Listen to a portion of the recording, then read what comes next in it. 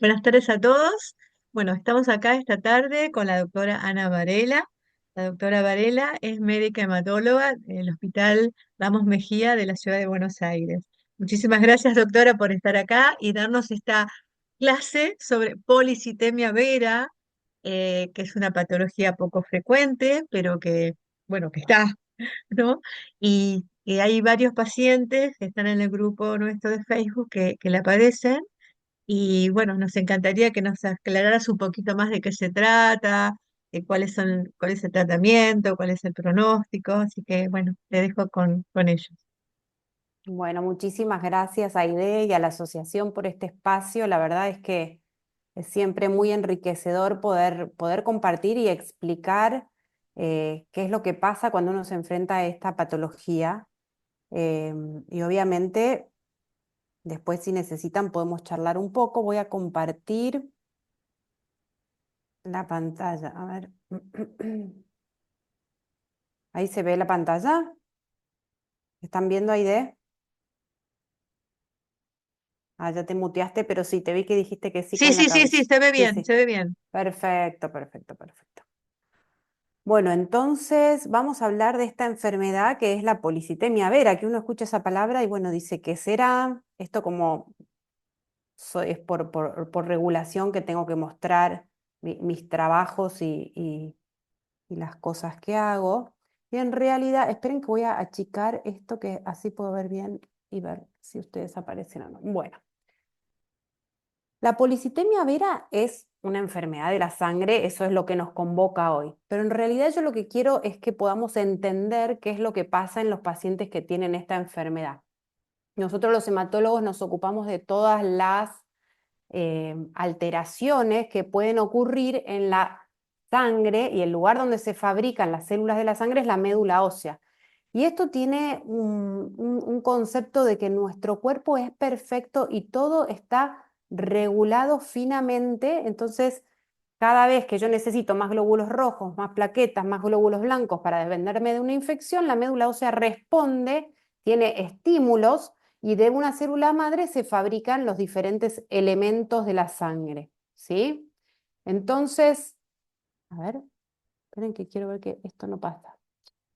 Para tener un concepto general, la policitemia vera es una enfermedad de la célula madre y por ese motivo puede comprometer no solo al glóbulo rojo, sino que es como está muy emparentada con otras enfermedades de la sangre que todas están implicando a la célula madre mieloide. Y en realidad nosotros vamos a ver que acá la llamamos a esta enfermedad una enfermedad mieloproliferativa, porque lo que pasa es que de la médula ósea hay un crecimiento exagerado de alguna de estos elementos, ¿no? De los glóbulos rojos, puede ser de las plaquetas, puede ser de los glóbulos blancos, y entonces vamos a estar frente a una familia de enfermedades donde hay un crecimiento anormal de alguno de estos elementos celulares. Entonces, para que entendamos un poquito, yo les voy a hablar y quizás a ustedes algunos habrán transitado situaciones donde cuando van al médico y de repente hay mucho de alguno de esos elementos, primero detectamos a ver si hay alguna causa que lo explica y eso es una respuesta normal del organismo, pero en realidad cuando confirmamos un diagnóstico de estos, estamos frente a una enfermedad neoplásica donde en realidad el motorcito que dice cuántos glóbulos rojos hay que fabricar, está todo el tiempo en acelerador o en cebador y fabrica de más. Y eso puede pasar en cualquiera de estas enfermedades que son neoplasia mieloproliferativa.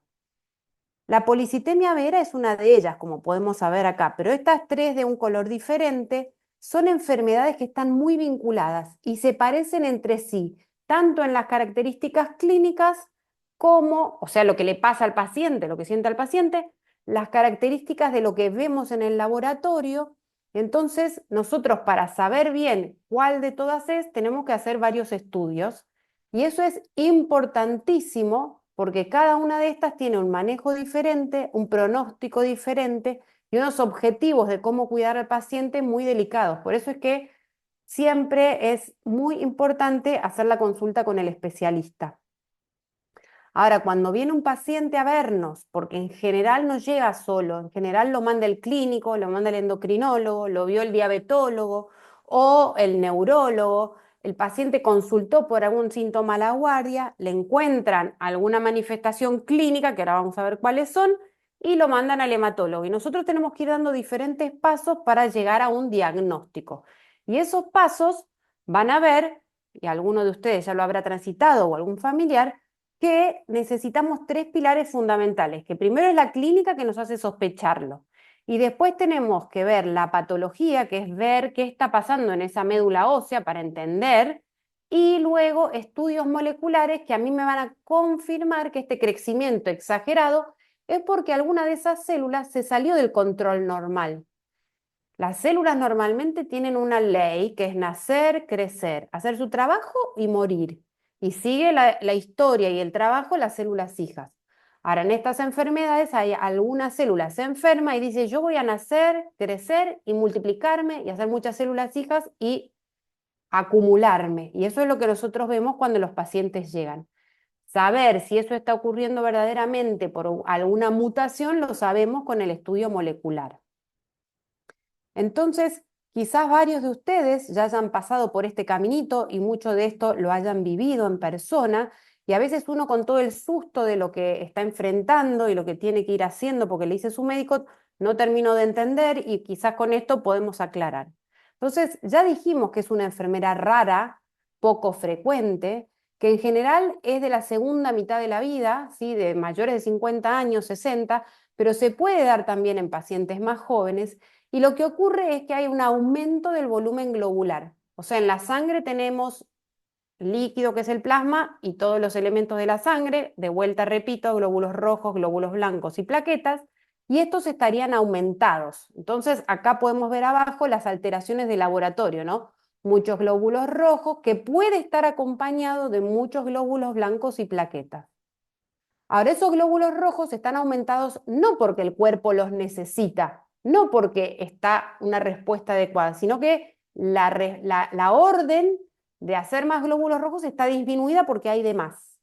Y eso hace que la sangre pueda estar más espesa, entonces el paciente puede tener síntomas de cefalea, dolor de cabeza, eh, estrellitas en la vista, rubicundez, ¿sí? Muy roja la piel, muy hinchado, doloroso, puede tener mucha fatiga, y un síntoma muy, muy característico es que pueden tener picazón en la piel por toda esta manifestación, que en general se ve exacerbada después de un baño, ¿sí? Y muchas veces esto puede estar acompañado del aumento del tamaño del vaso, que es un órgano donde también se producen células de la sangre cuando nos vamos desarrollando. En el adulto no es el lugar principal, pero en estas enfermedades crece el tamaño del vaso.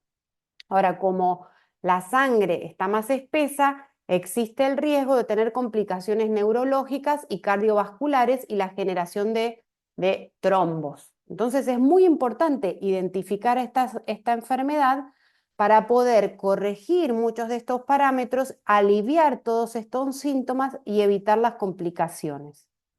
Entonces, cuando viene algún paciente con alguna de estas cosas y lo sospechamos, vamos a hacer un estudio de la médula ósea, que en realidad es una punción que muchas veces asusta, pero el procedimiento es una cosa simple. Se pone anestesia local, se puede hacer con una sedación y se toma una muestrita con una aguja, aspirando el material de la médula ósea, que sería como el caracú del hueso, y tomando un pedacito del hueso, y eso se manda al patólogo. Y normalmente en esta grasita que hay adentro del hueso se forman todas las células de la sangre. Entonces nosotros al microscopio podemos ver esas células de la sangre, ver cómo están creciendo y también ver la cantidad.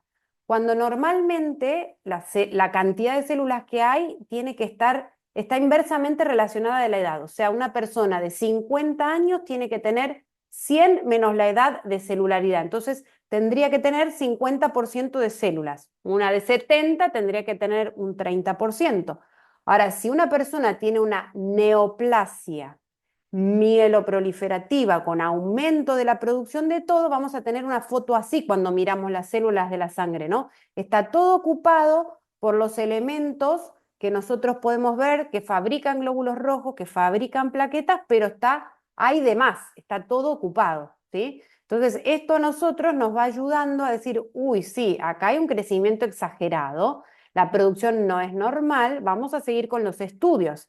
Y en realidad, los estudios genéticos, como yo les estaba explicando, muchas veces, la gran mayoría, los podemos hacer directamente testeando de la sangre y los podemos detectar ahí. Entonces, a veces hacemos primero ese estudio antes de hacer la biopsia de la médula ósea y con un estudio que me confirma que hay una alteración de una mutación, ahí yo también me aseguro más que necesito la biopsia de médula ósea.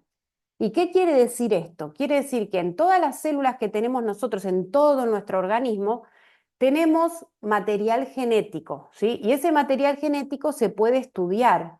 Cuando en ese material genético se fabrica alguna mutación, eso genera diferentes alteraciones que según cuál de todos los elementos está, cuál de las neoplasias que les comentaba es la que estamos frente, las mutaciones son diferentes. Seguro que muchos de ustedes ya habrán escuchado lo que es la mutación JAK2, que es la más frecuente en la policitemia vera, que hay, ay, perdón, y que hay otras mutaciones que si esta es negativa, podemos detectar y estudiar para ver si realmente estamos frente a una neoplasia. Hay casos que son más difíciles, que es difícil encontrar la mutación, que necesitarán más estudios, pero preponderantemente el JAK2 va a ser positivo en más del 90% de los pacientes. Si ese es negativo y seguimos sospechando la enfermedad, vamos a solicitar otra mutación de JAK2 diferente y alguna otra por estudios más especiales, pero la gran mayoría de los pacientes lo van a tener positivo. Entonces, si eso es negativo, vamos a pensar, ¿será que se trata de una de las otras neoplasias? Y vamos a seguir estudiando al paciente para poder llegar al diagnóstico. Ahora, en realidad, para nosotros los médicos, y esto es una diapositiva quizás un poquitito complicada, pero quiero que entendamos una cosa. Fíjense, nosotros desde la parte clínica, viene un paciente con un problema, un síntoma, y vemos una alteración en el laboratorio. Y los hematólogos, sobre todo, estamos siempre pensando a ver qué está pasando a nivel de las células. Entonces, lo que yo les muestro acá es un grupo de células que lo normal es que cada una de las células es diferente. Acá, como podemos ver, hay enfermedades donde hay una sola mutación y entonces, como ven acá, las células lilas empiezan a crecer todas las células estas de la enfermedad y van ocupando la médula ósea. Y se pueden ir agregando mutaciones o no en diferentes enfermedades y eso nos va a guiar a nosotros a saber el diagnóstico y saber el tratamiento, porque nosotros, conociendo el problema que hay a nivel profundo en la célula, tenemos herramientas para orientar el tratamiento. Por eso, repito, es muy importante que sea evaluado por un hematólogo el paciente. Hasta el 2005 no se sabía bien esto de la mutación JAK2 y cuando se descubrió fue una noticia que a todos los hematólogos nos entusiasmó mucho porque ya habíamos tenido la historia de otra enfermedad que quizás alguno la escuchó, que se llama leucemia mieloide crónica, donde se descubrió la mutación responsable de la enfermedad y una pastilla que van a trabajar directamente drogas inteligentes para tratar estas enfermedades que directamente bloquean esa función que está alterada por la enfermedad. Entonces, esto fue como una excelente noticia para todos nosotros. Y ahora vamos a ir viendo por qué tiene tanta importancia. Porque lo que ocurre en esas células de la enfermedad que aumentan y aumentan y aumentan y van ocupando toda la médula ósea, como les mostré esa foto, es que esto sería una célula, la pared de una célula. Las células son como bolsitas de agua, vamos a pensar, como un huevo frito, que la yema, la parte del medio, es el núcleo, donde está toda la información genética. Y según lo que le diga que tiene que hacer la célula, lo va a ir haciendo. Ahora, normalmente, si esa célula necesita fabricar células hijas, va a venir una hormona acá, que por ejemplo para los glóbulos rojos se llama eritropoyetina, y le va a decir, fabricá más células hijas. Ahora, cuando esta particulita gris, que es JAK2, que es la que está mutada en esta enfermedad, está alterada, está enferma, no necesita que venga acá la orden para decirle fabricar células hijas. Entonces, ¿qué pasa? La célula enferma está todo el tiempo fabricando células hijas, acumula, acumula, acumula, y por eso el paciente llega a nosotros con la rubicundez facial, la picazón, la cantidad aumentadísima de glóbulos rojos, de plaquetas con la sangre espesa que lo pone en riesgo de complicaciones. ¿Me siguen? Es para mí fascinante porque cuando yo veo al paciente con todo esto, ¿no? Lo reviso y tiene el vaso grande. Le pregunto si tiene algún otro síntoma o si a veces le pica, me dice, sí, cuando me baño me pica. Listo. Y muchas veces también le pincho un dedito, lo miro al microscopio y veo características, entonces ya podemos sospechar la enfermedad. Pero sí o sí tenemos que hacer estudios para confirmarlo. Entonces, yo puse acá algunos ejemplos para que vean, entiendan cómo pensamos nosotros los médicos y después también quiero que me comenten si hace falta y quieren preguntas, dudas, pero nosotros, por ejemplo, vemos un paciente como esta persona de 40 años, ¿no? Que viene con muchos glóbulos rojos, como vemos acá, hematocrito aumentado, y vamos haciendo los pasos para llegar al diagnóstico. Entonces, como les dije, vamos a evaluar la mutación en la sangre periférica, que es positiva, vamos a evaluar la hormona que le dice que fabrique más glóbulos rojos, que es disminuida. Entonces, no es que los glóbulos rojos responden a una orden del cuerpo para que le está diciendo que fabrique más. Está fabricando de más sin una orden. Entonces, vamos a pedir cada uno de estos estudios moleculares y vamos a ir a lo que se llama criterios de diagnóstico. Para cada enfermedad nosotros tenemos criterios de diagnóstico y vamos a ir evaluando punto por punto para ver si el paciente cumple con los criterios y le podemos decir, ok, cumplís con los criterios, tenés este diagnóstico, ahora sé pronóstico y tratamiento, ¿sí? A veces también nos puede pasar situaciones diferentes, como por ejemplo una paciente que vino solamente por plaquetas aumentadas, porque en este momento la persona tenía una hemoglobina normal, no tenía parámetros de aumentado, ¿sí? Pero derivada por muchas plaquetas y como les dije, estas enfermedades están muy emparentadas porque son a nivel de la célula madre. ¿Y qué pasa? Con una mutación positiva, yo ya sé que estoy frente a una neoplasia mieloproliferativa. Esta mutación ya me pone el sello de que hay una enfermedad de la sangre. Pero ¿cuál de todas? Como les decía, tengo que saber bien cuál de todas. En principio, cuando se hizo el estudio, se pensó que podía ser una trombocitemia esencial, que es la enfermedad más del aumento de plaquetas, pero también tenía un poquito de fibrosis en la médula, entonces no era claro, a veces es difícil llegar al diagnóstico. Pero con el tiempo fue aumentando los glóbulos rojos, aumentó el hematocrito y la evolución misma la vimos ahí y pudimos hacer un diagnóstico viendo que la orden para que fabrique más glóbulos rojos era disminuida, vimos que en realidad el diagnóstico cumplía criterios de policitemia vera. Los criterios, cuanto más se va avanzando en la ciencia y en el conocimiento y se describe una nueva mutación para estas enfermedades, por ejemplo, y se describe, vamos aprendiendo nosotros con el tiempo y se va revisando todo con el tiempo. Entonces, se ve que como, por ejemplo, esta persona que se pensó que primero tenía una trombocitemia esencial, vimos que en realidad cumplía criterios de policitemia vera y los criterios van cambiando en el tiempo. Entonces, es muy importante estar de vuelta, con un especialista que esté avesado en el tema del diagnóstico y del tratamiento. Y en realidad acá hay una situación que, ok, vas por tercera o segunda vez a tu hematólogo llevándole los resultados y dice, ah, ok, bueno, tenés una policitemia vera.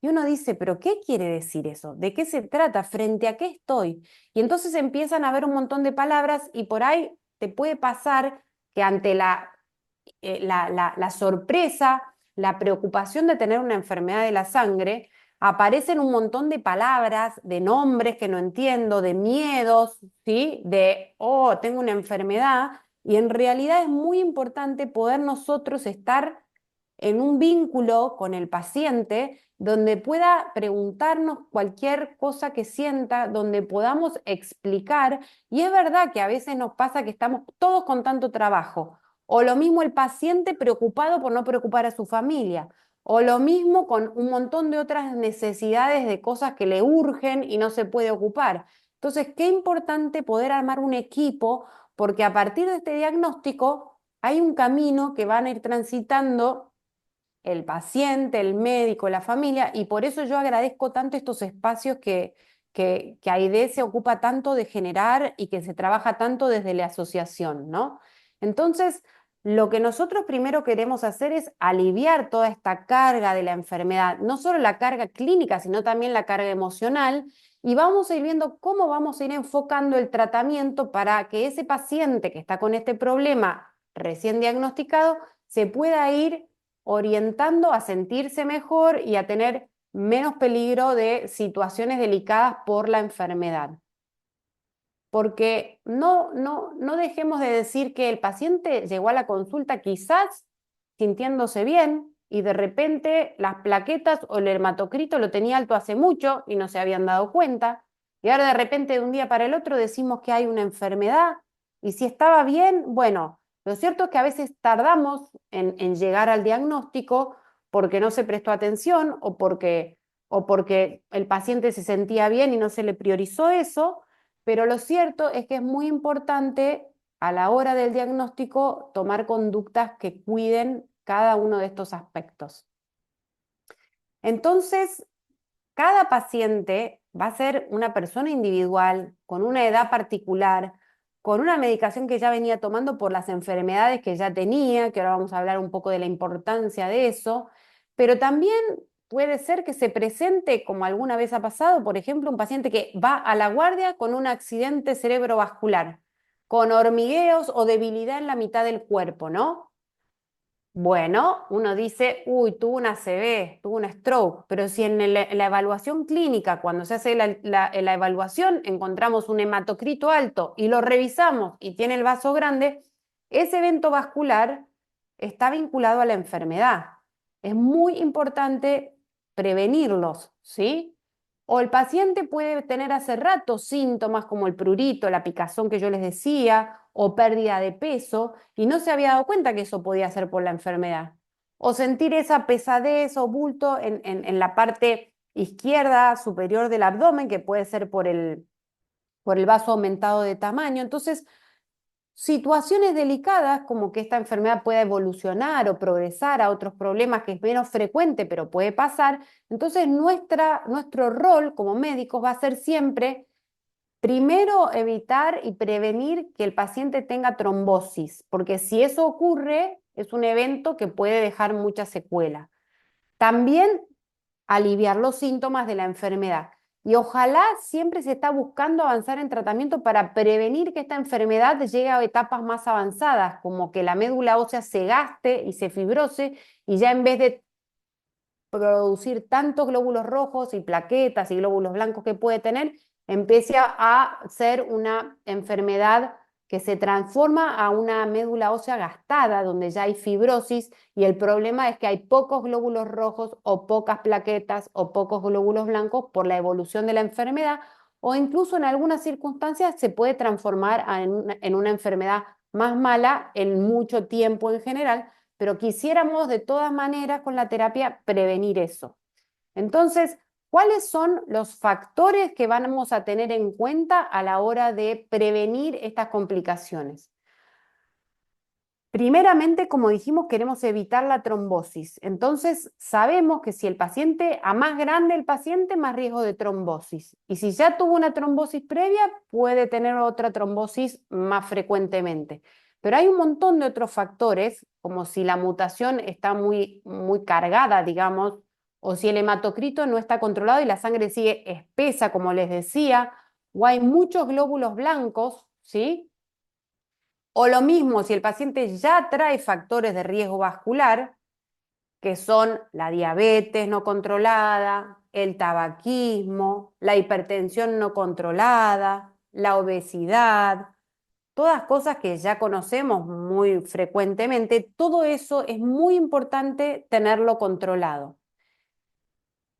Sin embargo, hay un montón de otras cosas que vamos a tener en cuenta a la hora de decidir el manejo de cada paciente. ¿Cuántos síntomas tiene el paciente? Porque si tiene mucha picazón, vamos a tener que también ocuparnos de eso. El, el perfil de tolerancia a los diferentes tratamientos, el objetivo del tratamiento de un paciente, porque no es lo mismo un paciente que de repente se diagnostica así y entró, por ejemplo, con una apendicitis y hay que operarlo y tiene muchos glóbulos rojos. O, por ejemplo, una mujer que se quiere embarazar. Entonces, según qué es lo que queremos, que quiere en algún momento tener un bebé, por ejemplo, ¿no? Entonces, cada objetivo que tengamos, vamos a ver cuál es el interés de cada paciente, si podemos predecir la respuesta, cuán rápido necesitamos que actúe, porque ese paciente que se tiene que operar rápidamente, tenemos que bajarle el hematocrito rápido, ¿no? Entonces hay diferentes mecanismos para lograr eso.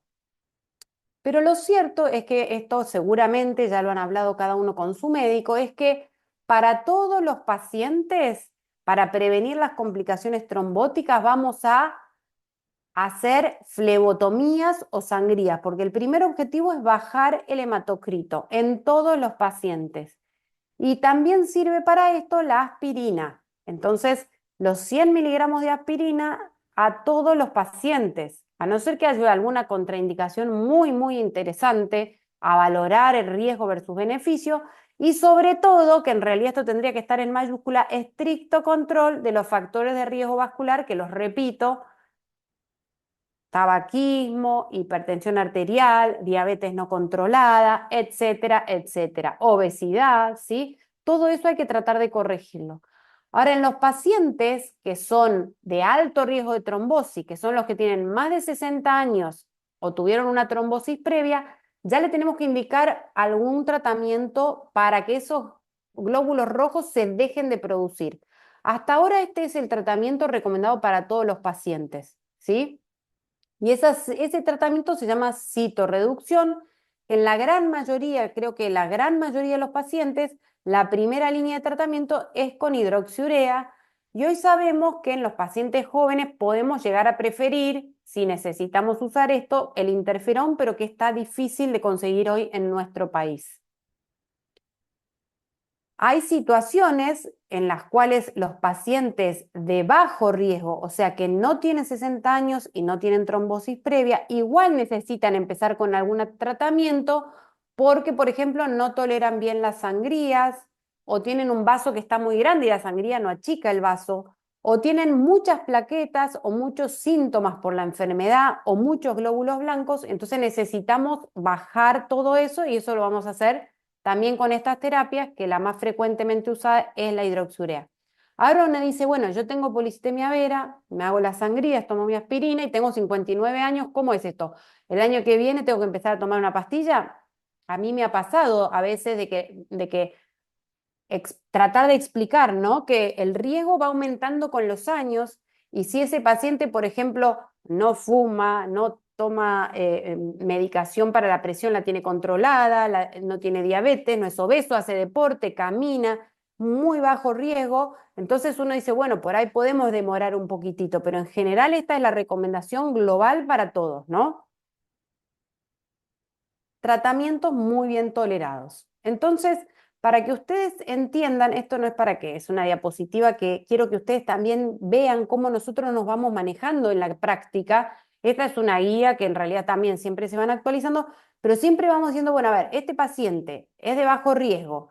¿Qué tiene? ¿Por dónde voy? ¿Se entraría en este grupo? Bueno, lo recomendado es esto. Y si de repente tuvo un sangrado o tuvo algo o le molesta tal cosa, entonces no, tendría que estar acá. Y entonces vamos así dirigiendo la mejor terapia siempre con guías y nosotros tenemos las guías locales de Argentina. Y todo eso se basa en estudios clínicos que han demostrado por qué tenemos que tomar esa conducta. Entonces, todo lo que nosotros hacemos e indicamos a nuestros pacientes lo basamos en ensayos clínicos, que quizás también alguno de ustedes habrá escuchado que a veces lo invitan a uno a participar de un ensayo clínico. Y en realidad el ensayo clínico siempre es para responder a una pregunta clínica que queremos tener solidez para tener esa respuesta. Entonces, Fíjense cómo este estudio, que se publicó en el 2005, hace muchísimos años, ¿sí? Pero hoy en día nos seguimos basando en este estudio que fue tan valioso, que se llama estudio ECLAP. No es para que ustedes lo sepan, pero se evaluó pacientes con policitemia vera. Se vio que la principal causa de muerte de esos pacientes era cuando tenían un evento vascular, infarto, coágulo en el pulmón, ACV. Y entonces lo que se hizo fue repartir a los pacientes al azar, ¿sí? Y a un grupo se le dio aspirina y a otro grupo no se le dio aspirina.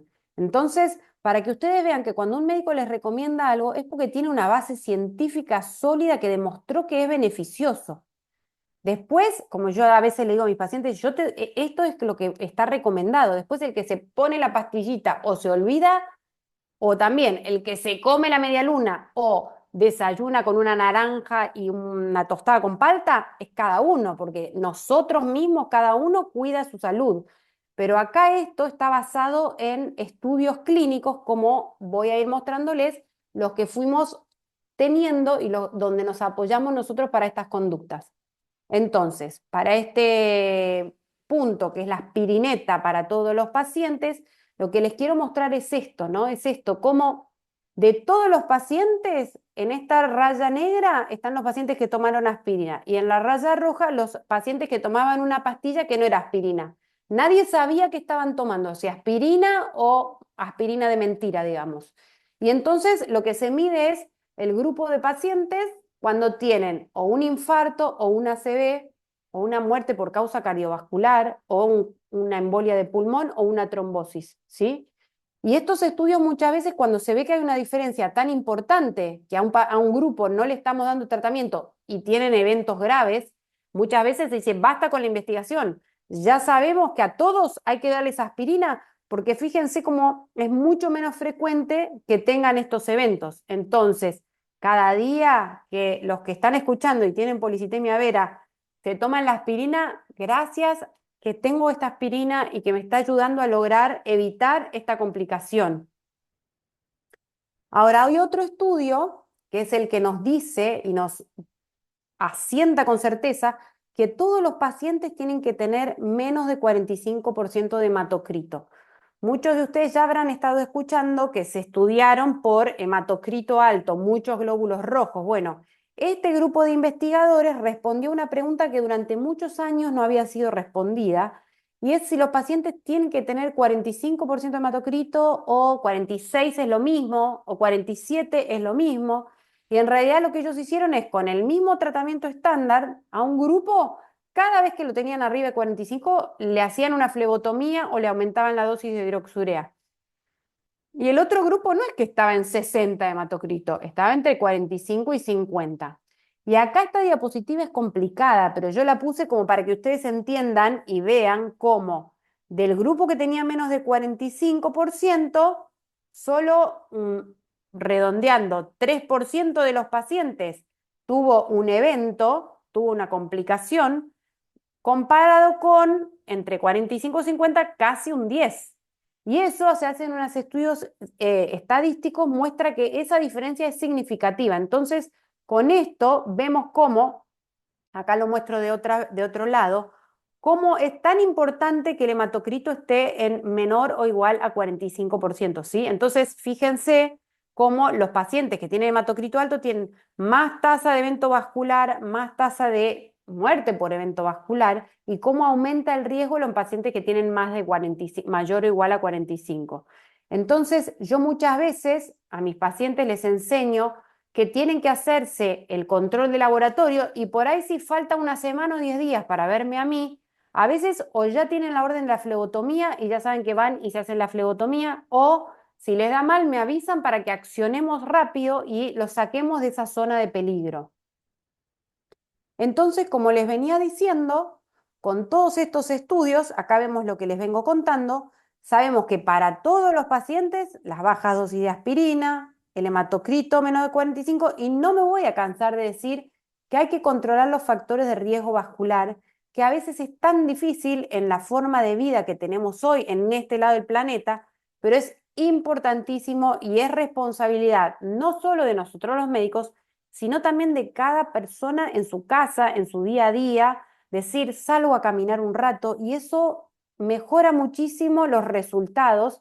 Fíjense como acá hay trombosis en pacientes que no tienen hipertensión arterial, como en los que sí tienen, y esto es como para explicarles, es tiempo libre de trombosis. Los que tienen hipertensión arterial no controlada tienen menor tiempo, van bajando la cantidad, ¿no? Entonces, como para repetir un poquitito y estar de vuelta ordenados, siempre vemos bajo riesgo o alto riesgo y las conductas de tratamiento. Ahora, ¿qué pasa si no logramos tener controlada la enfermedad? ¿Y qué pasa si, ok, bajo riesgo y no necesita tratamiento, solo flebotomía? Bajo riesgo no quiere decir que no hay riesgo. O sea, esto es una enfermedad, ¿cómo decir? Es una enfermedad de la cual hay que ocuparse. Y es una enfermedad que la podemos tener bien controlada y que podemos bajar los riesgos. Entonces, eso es una responsabilidad. Fíjense que acá les muestro, por ejemplo, los eventos de trombosis, ¿no? Tener una trombosis es un problema de salud. Y si en general, en la población general es de un porcentaje, ¿sí? Y de un porcentaje algo mayor en los pacientes de la población general que tienen factores de riesgo vascular, el tener policitemia vera te aumenta el riesgo, tanto si sos de bajo riesgo como si sos de alto riesgo. Entonces, qué importante tomar todas estas conductas que estoy diciendo para bajar el riesgo, ¿sí? Y si ocurre, bueno, tendremos que recibir un tratamiento anticoagulante, tendremos que afrontarlo, pero tratemos de seguir al pie de la letra todo para poder estar en el mejor lugar que minimice el riesgo. Esto es para frenar. Si hubiéramos podido estar presencialmente reunidos, les habría hecho levantar la mano y cada uno nombrar los factores de riesgo vascular, porque es algo que no deja de tener importancia. Yo puedo hablar del mejor tratamiento, pero si no controlamos esto, es así de importante el tema de minimizarlo. Y el solo hecho de salir a caminar 3 veces por semana, mínimo 1 hora, ya baja la inflamación, baja el riesgo vascular, ni hablar de todos los controles de nuestras enfermedades asociadas o que ya traíamos, pero ni hablar de dejar el tabaco. O sea, todos esos son puntos que van a motivar la diferente evolución de cada paciente. Ahora lo que quiero hacer es comentarles un poquito más sobre los avances que hemos tenido en los últimos años. Porque si bien nuestros pacientes con policitemia vera viven muchos años y nosotros antes siempre decíamos que si uno controla el riesgo vascular, va a tener una vida acompañando la vida de ese paciente por muchísimos años, porque es una enfermedad crónica, como decía, ¿no? Pero sí puede pasar que no logremos eh, controlar todos estos objetivos y entonces nos encontremos frente a necesidades de otras terapias.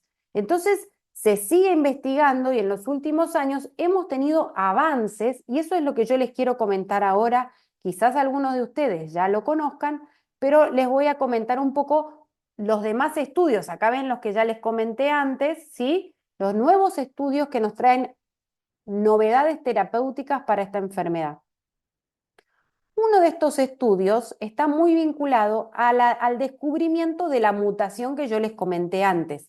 ¿Se acuerdan que les expliqué cómo en la célula enferma está sobreactivada esa vía de señal que le dice a la célula que fabrique células hijas? Todo culpa de esa mutación JAK que les conté, que es la que se detecta en esta enfermedad. Con el desarrollo de la ciencia, tenemos hoy una molécula que se llama ruxolitinib, que lo que hace es, uno toma la pastillita y bloquea esa mutación, entonces bloquea toda esa señal que le dice a la célula que fabrique células hijas. Y este estudio fue el primer estudio que se hizo en pacientes con policitemia vera, comparado con la mejor terapia que teníamos hasta ese momento. De vuelta, pacientes voluntarios que son incorporados a un estudio clínico para responder una pregunta y nosotros en el hospital donde yo trabajo hacemos investigación en estas enfermedades hemos participado de este estudio, hemos incorporado pacientes que querían participar, pero en este estudio solamente se incorporaron los pacientes o que no toleraban la hidroxiurea o que a pesar de que tomaban hidroxiurea, hacían sangrías muy frecuentemente y tomaban la aspirina, no lograban controlar ese hematocrito aumentado. Tenían siempre arriba de 45 de hematocrito y no lo podían bajar. Yo recuerdo siempre una señora que fue derivada de Río Negro por una colega amorosa que le pudo ofrecer a su paciente esta oportunidad. Cada 15 días la veía, cada 15 días le tenía que hacer una flebotomía. O sea, esto es para pacientes o que no toleran la hidroxurea o que tienen el hematocrito no controlado. Y acá, como podemos ver, el objetivo era ver si con este remedio lográbamos bajar el hematocrito a más pacientes que tenían todas estas características y también disminuir los síntomas por la enfermedad, que acá están en inglés, pero es el vaso aumentado de tamaño. Fíjense cómo estos son los resultados, ¿no? Se comparó ruxolitinib versus la mejor terapia y fíjense cómo se bajó todos los síntomas como picazón, dolor muscular, sudoración a la noche, estos síntomas de la hiperviscosidad, la esplenomegalia y disminuye el hematocrito. No solo que lo logra, sino que se mantiene en el tiempo, como podemos ver aquí, los niveles de hematocrito menor a 45 en naranja, que se sostienen en el tiempo, ¿sí? Y acá podemos ver cómo mejoran los síntomas comparado a los pacientes que seguían con hidroxiurea. O sea, en los pacientes que estaban con hidroxiurea y síntomas y pasan a ruxolitinib, fíjense cómo mejora la sudoración, la picazón, el cansancio, la cefalea, la saciedad precoz por ese vaso grande. Entonces, los pacientes mejoran mucho sus síntomas, que son pacientes que tienen una enfermedad muy proliferativa, muy activa, y por eso son considerados resistentes a la hidroxiurea, que son solamente un 11 a 15% de los pacientes con policitemia vera. El resto se manejan bien con hidroxiurea. Pero acá, como pueden ver, nos puede llegar a pasar, como esta señora, que esto es el valor de hematocrito en el tiempo y durante muchísimo tiempo, ejemplo de caso, ¿sí? No podíamos lograr tenerla con un hematocrito abajo de 45, que sería la zona rayada en verde, donde ahí no tiene riesgo de tener ACV, no tiene riesgo de tener infarto, etc. Y estos pacientes que tienen enfermedad tan activa, tienen más riesgo de que se transforme a una leucemia aguda o a una fibrosis y también más riesgo de muerte por la enfermedad, ¿sí? Entonces, estos son solamente los pacientes a quienes se le ofrece una segunda línea de tratamiento. Y acá podemos ver cómo esta paciente que recibe ruxolitinib logra, como vemos aquí, arriba es previo al tratamiento y abajo es después de iniciar el tratamiento, cómo logra bajar el hematocrito y estar en los controles diferentes en una zona segura, tanto en el número de glóbulos rojos como en el número de plaquetas. Este remedio, que en realidad está aprobado para otra indicación desde el 2011 y desde menos tiempo para los pacientes con policitemia vera resistente, logra demostrar que es superior a los demás tratamientos para controlar el hematocrito en este grupo de pacientes, para controlar los glóbulos blancos y las plaquetas, achicar el vaso, mejorar los síntomas y en general los pacientes en esta rama tienen una baja tasa de eventos de trombosis. Además, lo que se vio es que, ¿se acuerdan que yo les hablé de la respuesta molecular de ver ese JAK2? En algunos pacientes eso va bajando, la cantidad de células mutadas baja, y eso hace que los pacientes también tengan respuestas normalizan el hemograma y tienen también menor tasa de eventos. ¿Se acuerdan que nosotros siempre hacemos estudios para ver resultados? Y los resultados que vamos a medir los tenemos que definir. En este caso, con ruxolitinib se vio en este estudio que se llama MAGIC, que es igual al response, pero midió otras cosas como resultados. Se hizo para ver los pacientes que lograban las respuestas clínicas si tenían menos hemorragia, menos trombosis, menos transformación. Y con esto se pudo demostrar que los pacientes que logran la respuesta tienen menor tasa de este tipo de eventos.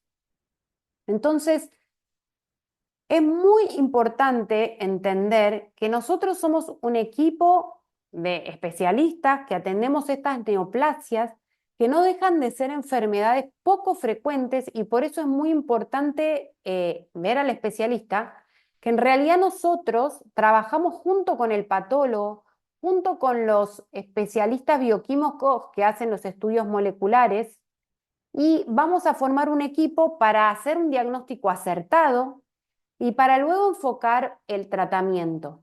Pero lo cierto es que aquí los protagonistas son ustedes, son los pacientes, y cada uno de los pacientes va a volver a hacer su vida habitual. Y quién sabe si estoy en la cola del supermercado o estoy en cualquier lugar y quizás cualquiera de las personas que está cerca también vivió algo parecido. Entonces, qué importante es reunirnos y formar vínculos y contar nuestras preocupaciones, porque todo eso está también implicado en la evolución y el proyectar cómo vamos a transitar la enfermedad. Es verdad, no es una buena noticia a veces que digan que tenemos una enfermedad de la sangre, pero lo cierto es que podemos agradecer que se diagnosticó a tiempo, agradecer que la podemos tratar y eso va a tener mucha implicancia también en cómo va a evolucionar nuestra enfermedad. Les quiero compartir, como para ir terminando, esta diapositiva que es muy difícil de entender si ustedes la miran así como pacientes y encima está en inglés, pero esta es una diapositiva que compartió un doctor en un congreso internacional el año pasado, y esto sigue avanzando, pero es de un estudio que se está haciendo de investigar las alteraciones del sueño, la meditación con aplicaciones, midiendo la inflamación en la sangre y la evolución de los pacientes con neoplasias mieloproliferativas. Entonces, vuelvo a repetir lo importante que es poder estar confiado y seguro de cada una de las conductas que tengo, poder hablar con mi médico y buscar la forma de mejorar la evolución de mi enfermedad, siendo yo también un protagonista de cómo la llevo, ¿no? ¿Y qué más puedo hacer? ¿Qué otra cosa puedo mejorar? ¿Cada cuánto me tengo que controlar? O sea, todas esas preguntas que las puedo ir viendo con mi hematólogo y que yo soy parte de las decisiones y estar informado, como estamos haciendo ahora, es valiosísimo. Así que esta es una foto de nuestro hospital. Agradezco muchísimo este espacio y estoy abierta a cualquier duda o pregunta que quieran compartir.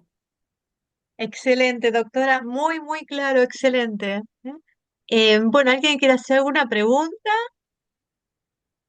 Ahí está. ¿Se puede desmutear? Raúl, ¿quieres hacer alguna consulta, alguna pregunta? ¿O Gabriela? Gabriela. Bueno, no, bueno, yo me presento, soy Gabriela, tengo 50 años y descubrí esta enfermedad hace 11, donando sangre para una amiga, o sea, yendo a donar sangre y entonces fui al hospital alemán y me dijeron, uy, tenés muchos glóbulos rojos, estuviste en la montaña, ¿no? Bueno, y a raíz de ahí me dijeron, bueno, consulta con un hematólogo. Bueno, voy a consultar y me dijeron, pero en serio, consulta con un hematólogo, tenía un hematocrito del 51%, más o menos, prometeme que vas a consultar con un hematólogo, eh, me dijo la persona de hemoterapia, y bueno, y ese mismo día, como yo tenía también el hospital alemán por mi prepaga, bueno, ese mismo día conseguí turno y a partir de ahí empecé, bueno, todo el derrotero, porque bueno, también era joven, entonces no era como, y tenía algunos síntomas muy aisladitos, ¿no? Esto de la picazón, dolores de cabeza fuertes, eso sí, eh, a veces estas cuestiones de la visión, como síntomas que yo no me los podía explicar y que quizás decís, bueno, es porque estoy contracturada, yo qué sé, el dolor de cabeza puede ser por un montón de cosas. Entonces, ahí empezamos con estudios hasta, bueno, finalmente terminar, como ya nos íbamos acercando al diagnóstico y el último fue ya el análisis de Jack que dos que me dio positivo y ahí es donde empezamos con el tratamiento. La verdad es que desde ahí, bueno, hubo varias sangrías y después a partir de ahí tomo, por supuesto, aspirina y me controlo cada 3 meses. Por ahora no estoy, o sea, cada 3 meses me hago análisis y voy a la hematóloga y en general, durante todos estos años, me he tenido que hacer 2 o 3 sangrías por año. Pero con este criterio, llegamos al 45% y lo bajamos, ¿no? O sea, Ah, apenas es 45,2, listo. O si estoy en 44,8, no esperamos los 3 meses, hacemos una sangría, ¿no? Como que nunca. total, sí. Entonces, bueno, así es como lo venimos manejando con mi hematóloga, que bueno, nada, también ella es una persona que forma parte de tu vida, que va a saber toda tu vida, ¿no? Digamos, porque sabemos, bueno, lo que sí me viene pasando es que yo vengo como progresivamente teniendo cada vez más plaquetas, cada vez más glóbulos rojos, glóbulos blancos, y aumento del vaso. Entonces, bueno, estoy en ese momento en donde atenta, ¿no? Mi hematóloga a decir, bueno, vamos a ver, quizás en algún momento conviene hacer, como que no ahora, como que ya ve la calidad de los glóbulos, no sé cómo explicarlo, digamos, ¿no? Y las características, y me dice, no veo que en este momento esté evolucionando, como que no tengo esas pistas, pero quizás en algún momento tenemos que hacer otra punción, y en ese momento me hizo una punción. En el inicio de la enfermedad y bueno, y también me habló de un estudio molecular, me habló de un laboratorio en Bahía Blanca que son muy expertos en esto y que eso sale mucha plata y que no lo cubren las prepagas, pero que sí ella sugiere al momento, no tengo ni fecha, al momento en que decida hacer una punción nuevamente, hacer un estudio ahí, ¿no? Eh, Así que bueno, estoy ahí también como en ese momento que todavía no, pero no sé si va a llegar, ¿no? Como quizás la transición a otra cosa. Eso siempre es lo que más nos da como ese miedo, ¿no? Yo hago gimnasia, no tengo, la verdad es que no tengo nada de Haces una episodios. vida normal, haces Una una vida vida normal. absolutamente normal, me siento bien, trabajo 1.000 horas, tengo 2 hijas que ya las tenía, o sea, quiero decir, o sea, y no tengo factores, por suerte, de riesgo cardiovascular, ni presión alta, ni colesterol, ni diabetes, y me alimento y hago ejercicio, bueno, etcétera. Tampoco quiero extenderme en mi caso y que poder dar lugar a los otros, pero bueno, sí No, estoy como en ese momento. todo esto avanza, hay más tratamientos nuevos, de algunas cosas yo como que no puedo hablar mucho porque no están aprobadas todavía en el país y hay unas cosas que son Sí, como medio de regulación, ¿sí? Pero se está avanzando muchísimo, muchísimo, muchísimo y es una enfermedad que por ahí en el día a día como el manejo, como si te digo, es como simple porque vos fíjate, vas 4 veces por año a tu médica. sí, sí, sí, o sea, no me Bueno, impacta en la calidad de pero vida, tomo las. es muy importante en esos 3 meses, qué estás pensando, porque lo cierto es que no estés preocupada a lo que te va a pasar. Sí. O sea, es tratar de estar vos confiada porque estás haciendo las cosas bien y se está controlando y por todo lo que me estás contando, tu doctora está súper al día con todo y te está cuidando muy de cerca. Es verdad que como vos te diagnosticaste muy joven, tenés mucho tiempo para adelante y siempre nosotros acá estamos queriendo buscar poder ofrecer a los pacientes lo mejor. No te asustes si un día tu doctora viene y te dice, ¿te interesa participar en un estudio que Mm. podemos ofrecerte quizás un beneficio para... Porque todo está avanzando mucho y las cosas están llegando también a nuestros lugares donde podemos ofrecer drogas nuevas. Yo cuando empezó esta nueva Sí, molécula, que no sería lo que se elegiría para vos si empezás un tratamiento diferente, yo pensaba que los pacientes con policitemia vera no necesitaban otro tratamiento. Y después vimos que sí, ¿entendés? Vamos aprendiendo y ofreciendo a los pacientes cada cosa nueva con los ensayos clínicos y vimos que se benefician. Entonces, todo sigue avanzando. Tenés mucho tiempo, pero la investigación sigue avanzando. Sos muy joven sí, y estás sí. bárbara. Estoy bien, no, yo la verdad que me siento bien. Igual algo que sí hice, porque el tema de la picazón para mí era terrible, y terrible. No sé, no sé cómo es para otros. Para mí era después del baño.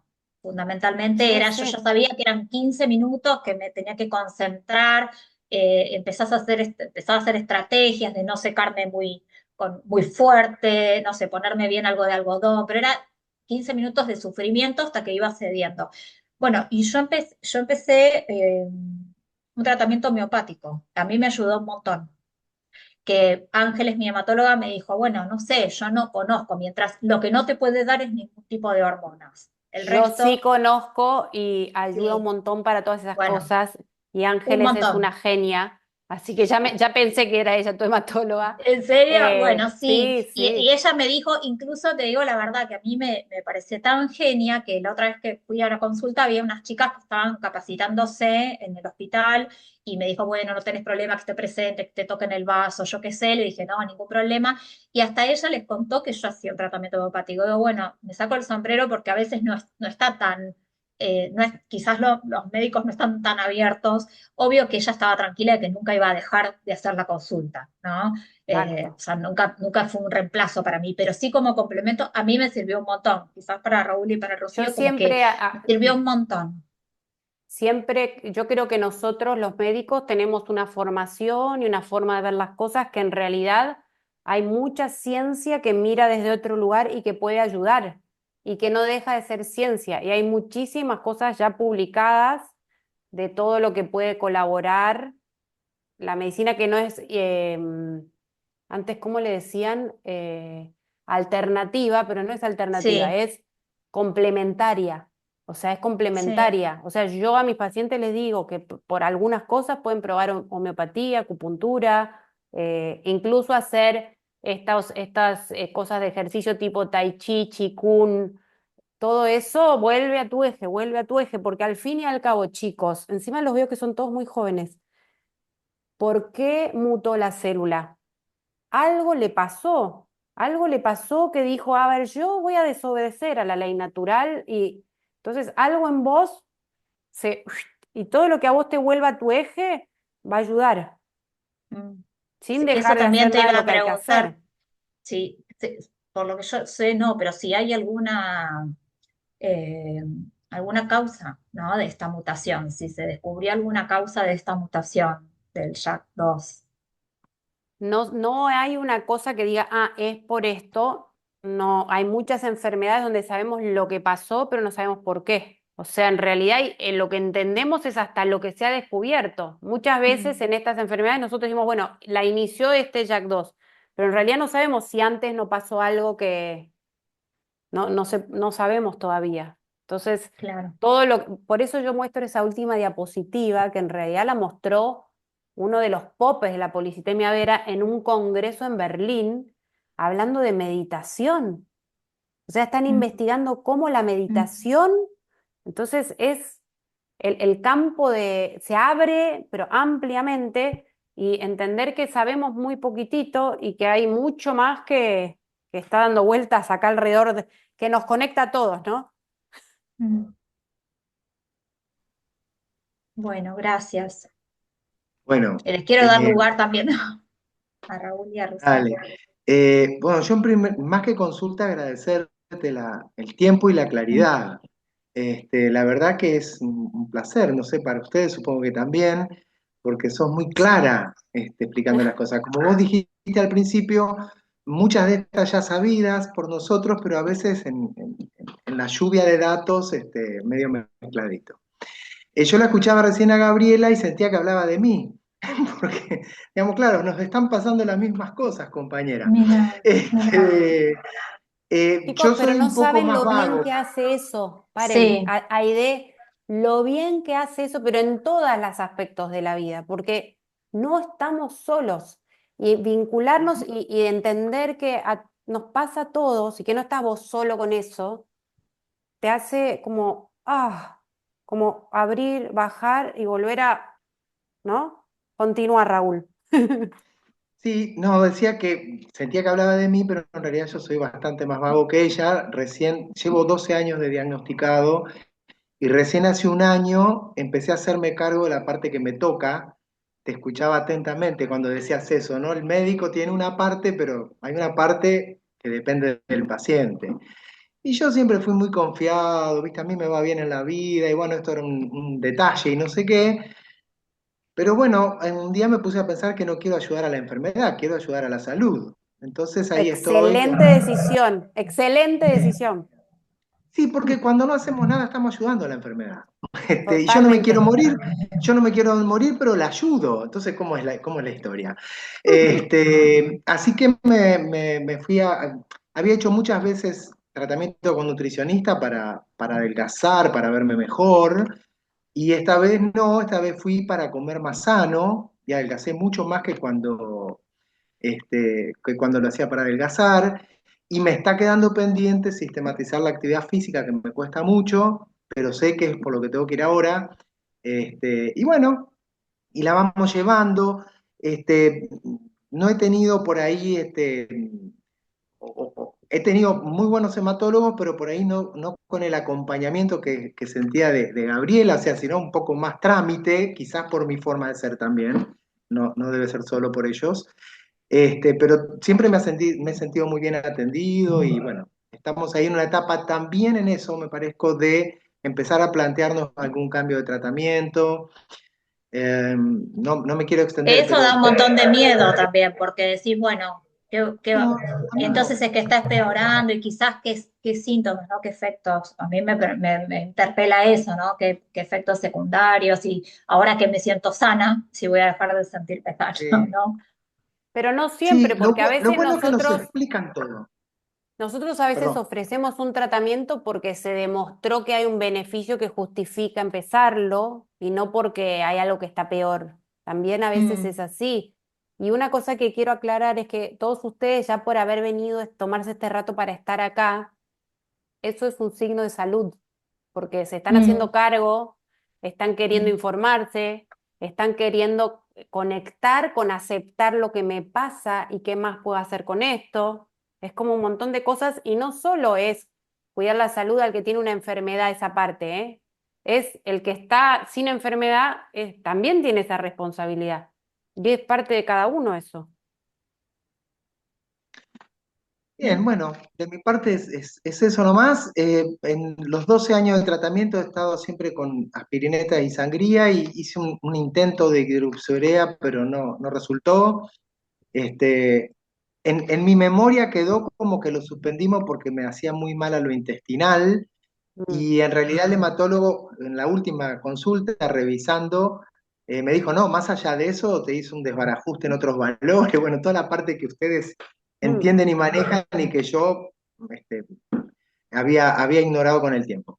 Así que bueno, ahora estamos viendo para dónde seguimos en el futuro. He tenido alguna complicación, un trombo en el ojo, en el nervio óptico, que me afectó y que estamos ahí estudiando, si tiene que ver. Yo supongo que sí, pero Es los difícil al hematólogos, del ojo echarle la culpa. Es bueno, los difícil, hematólogos pero no son tan nos, que nos partidarios. termina quedando poco claro. El neurólogo por ahí dice que sí, es difícil. Tal Todo cual, depende también cómo estaba el hematocrito, cómo estaba. el neurooftalmólogo dice que considera que debe ser eso y los hematólogos se atrincheran diciendo la evolución de este caso no justifica ese síntoma. Así que estamos en eso, pero estamos bien y agradezco mucho. No.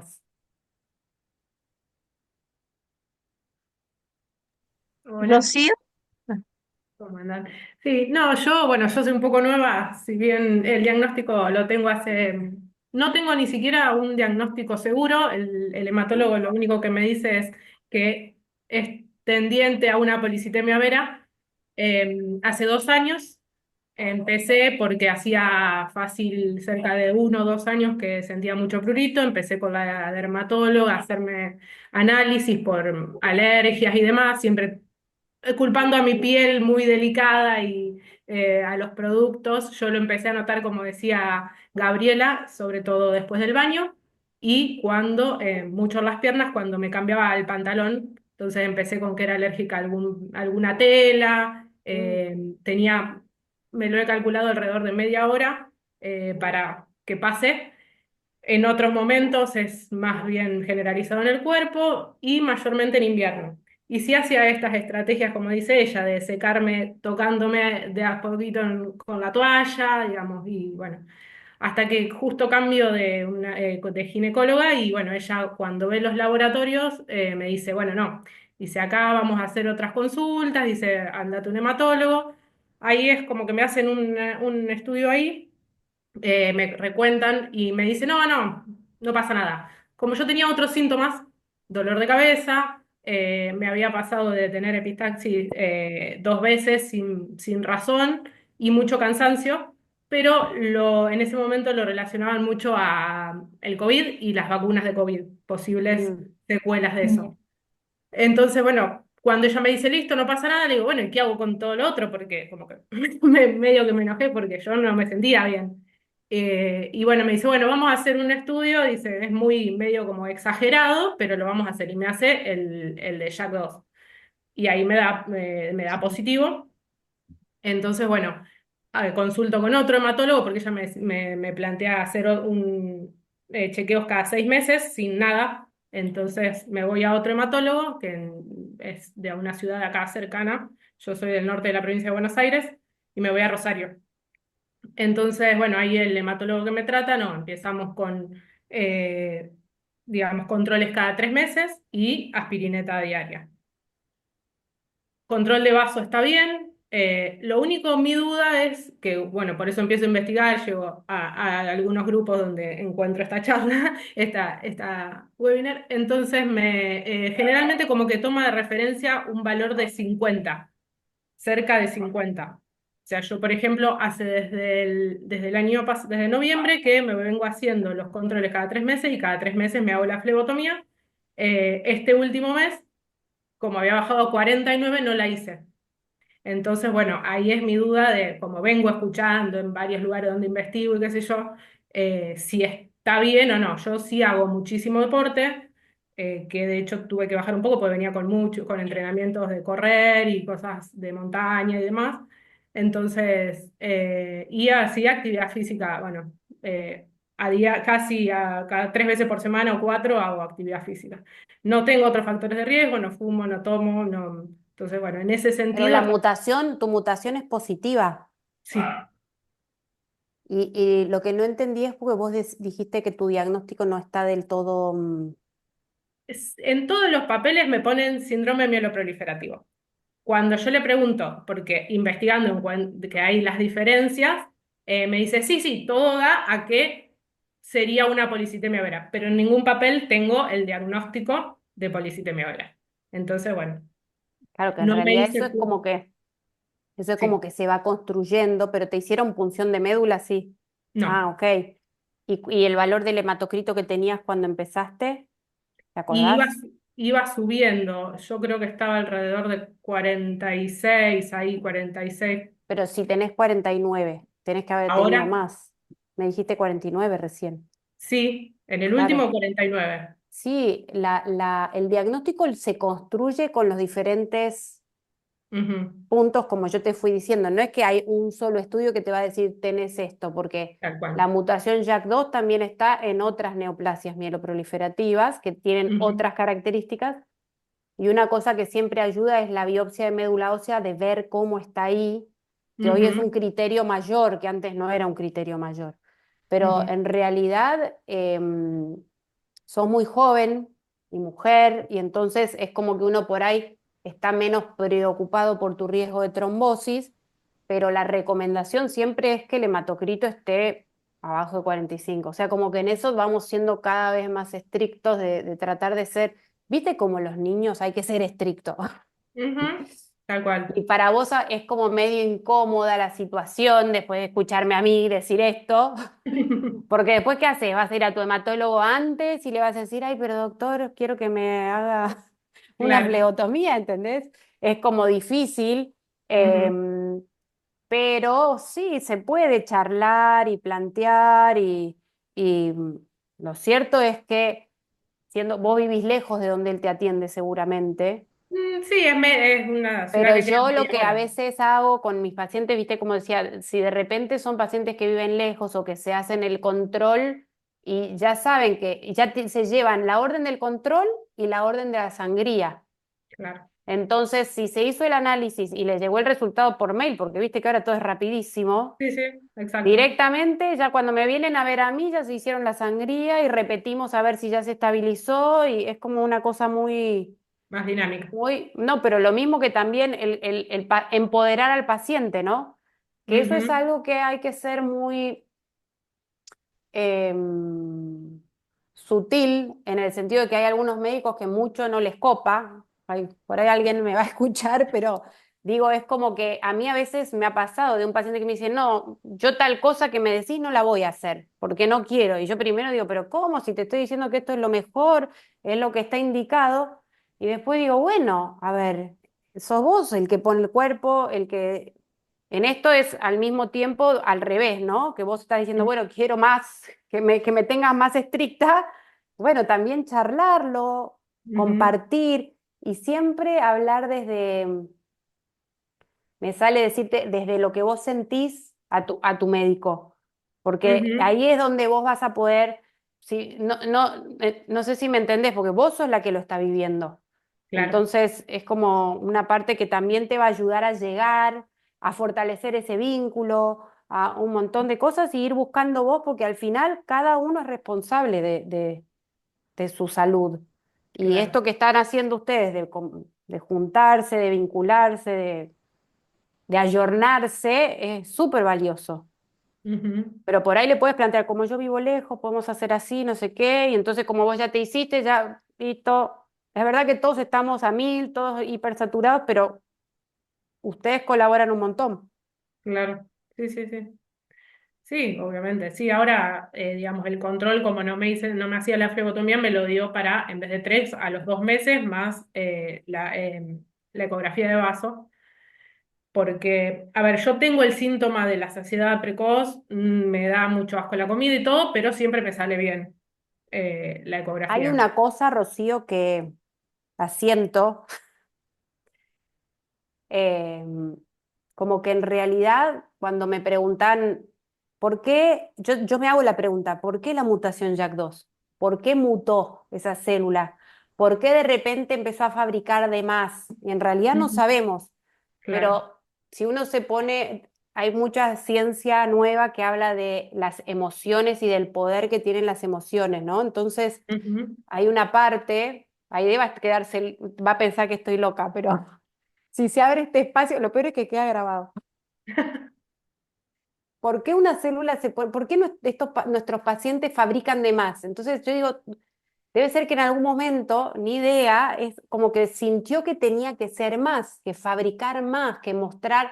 Entonces, esta cosa de soy suficiente, soy valioso y yo solo alcanzo y estoy bien y eso te vuelve a dar paz y te vuelve a volver a tu eje, ¿no? Y esas cosas de te siento como muy tensa y preocupada y asustada, que es normal, hace 2 años, los chicos hace 12.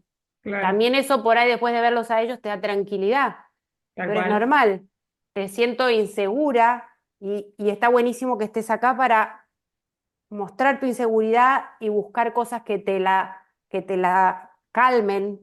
Ujú, Entonces, todas estas cosas son herramientas que vos estás tomando hoy para estar con un poquito más de certezas que te den seguridad en cada una de las decisiones, de las claro. cosas que vayas tomando en tu vida diaria. Ujú, sí, sí, sí. Así que nada, son como palabras que no sé a dónde pueden ayudar, pero me parece que es algo que suma y Exacto, que hay que mirar todo. tal No es cual. solo, es como ese vínculo con tu médico, ese vínculo con vos misma, ¿no? Es decir, Ujú, esto te pasa, no sos eso, te pasa, por algo te pasó, y siempre decir, para algo es, por suerte lo encontraron, tal por cual. suerte lo estás afrontando, por suerte, bueno, ¿qué puedo mejorar? ¿Qué escalón más puedo dar? Y bueno, Ujú, ir así, porque es un camino de vida. claro. Ujú, sí, sí, ni hablar. Sí, yo siento eso, que estoy aprendiendo. Obviamente me falta mucha información, como decía Raúl. O sea, son un montón de palabras que como que cada vez que quiero es como decir, pero Tenés para, mucha. Vale, Tenés sí. mucha información, tenés mucha. Ujú. Sí, sí, así que bueno, entonces como que estoy aprendiendo y siempre con, a ver, como con dudas de si tengo que hacer algo más, si falta, bueno, pero creo que es eso, es buscar un poco. Bien, sí, sí, Bueno, totalmente. Acá ujú. estamos para lo que necesiten. Bueno, muchísimas gracias y bueno, gracias por la información, obviamente que me gustó mucho, muy claro, como decían los demás. Bueno, Gracias. Excelente. Xiaomi, no sé el nombre tuyo, tengo el nombre del celular, ¿querés comentar algo? Estás muteada. Perdón, uy, perdón por el ruido. Eh, en realidad, bueno, yo me conecté porque mi mamá fue diagnosticada. No sé si escuchan, perdón, es que Sí, sí, estoy sí, sí. como sí. mi mamá fue diagnosticada el año pasado y bueno, estábamos buscando información porque es algo que no está muy difundido. Y bueno, y ella encontró esta charla que iban a hacer y nos pareció interesante escucharla. Ella no pudo estar, pero bueno, yo quería estar para poder informarme y después poder contarle a ella todo lo que hablaron. Y me pareció muy interesante y que es muy importante como que uno no se puede acceder a conocer, ¿no? Porque si no, como que también en la incertidumbre y bueno, afecta, ¿no? Porque uno se pone más nervioso. Mm, Uy, bueno, y sí, era eso, sí, sí. Bueno, Eh, buenísimo. bueno, gracias. igual queda grabada, así que tu mamá la va a poder ver. La va a quedar Sí, sí, grabado en el canal nuestro de YouTube, que es Asociación Linfomas Argentina. ¿Y ustedes están en el grupo de Facebook? ¿Están? eh, Ah, ok. Ah, buenísimo. Porque es un lugar también de encuentros donde uno tiene alguna duda y uno le responde otro. Y también acuérdense que damos apoyo emocional. El lunes la licenciada Mariana Godoy dio una charla por Zoom de apoyo emocional, pero que no queda grabada, que es privada, y es una pena porque entraron muy pocos pacientes, es una pena que se desaproveche esa herramienta, ¿no? Porque por ahí no están usando tanto el flyer de Facebook y sí los de Instagram, pero Instagram es más público. Entonces, nosotros seguimos con el tema del Zoom para el apoyo emocional, pero la próxima vez traten de entrar, porque es un lugar también de encuentro, de charlas entre todos. Y la licenciada Mariana Godoy también, paciente, bueno, paciente oncológica, ya también tuvo un linfoma de Hodgkin hace unos años, así que conoce bien del tema, de las patologías. Ahora está, bueno, esperando su bebé. Espero que el mes que viene pueda dar la charla porque falta poquito para que nazca el bebé. Así que, bueno, aprovechenlo cuando vean el flyer en el grupo de Facebook. Y la verdad que buenísima la charla, doctora Ana. Todo muy interesante. Yo me llevo tarea para el hogar, que no tengo policitemia, tengo otra patología, pero yo voy a salir a caminar, la comida sana, todo lo que me falta. No, no, Así que Raúl, que vos decís la caminata 1 hora, 3 veces por semana, ya es muchísimo. Te paso a prometo buscar, ser. así nos sostenemos mutuamente. Dale, buenísimo. Buenísimo, güey, que cuesta. Cada vez cuesta más, pero bueno, hay que hacerlo. No, no, me encantó la charla. Creo que todos lo apreciamos muchísimo y nos va a servir bien a todos porque fue no solamente hablar de la patología, sino de cómo se maneja una enfermedad desde el todo de la persona, no solo la parte Mm, física, ¿no? sí, sí, Que re hace importante. muchos años también fue un congreso en Alemania, donde hace como 15 años, y donde hablaba que en Alemania se trabajaba en el servicio de hematología con un psiquiatra, con una persona que hacía talleres literarios y donde juntos se escuchaban lo que había escrito el paciente con el hematólogo, con todos los análisis, de una forma general que me pareció asombroso en ese momento. Yo también tengo cuando estudié era más homeopatía nada que ver, o sea, más holopático todo, más científico todo, o sea, me costó encontrar esto, me estoy Mm, abriendo también mucho, pues yo soy más grande, hace muchos años que me recibí, así que tenía otra mentalidad más cerrada. Se me estoy abriendo. Ya hace años que me empecé a abrir. Así que me pareció interesantísima la charla y creo que, bueno, todos lo han disfrutado y que va a quedar grabada en el canal de YouTube, recuerden. Y creo que el mes que viene tenemos una charla sobre mielofibrosis, el Mm, 25 de noviembre, que también están invitados, que lo va a dar también la doctora Ana, ¿eh? Así que buenísimo, bueno, gracias, gracias no, Aide por todo lo que gracias, Ana. haces. No, Y gracias muchísimas a todos gracias. Muchas por gracias a ti. Muchísimas conectarse. gracias, muy, Un muy A saludo claro. ustedes. grande. Gracias. Adiós. Bueno, buenas tardes. Gracias. Que estén bien. Igualmente.